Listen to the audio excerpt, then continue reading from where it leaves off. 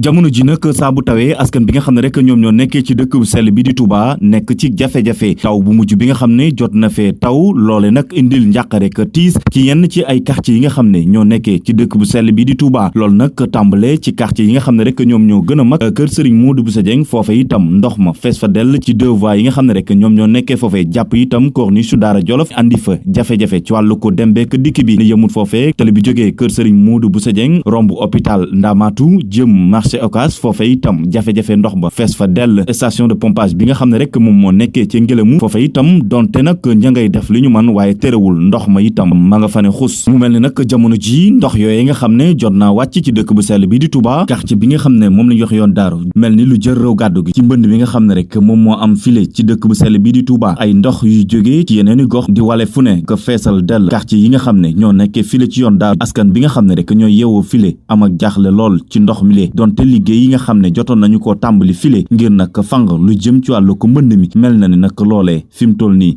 furaas daal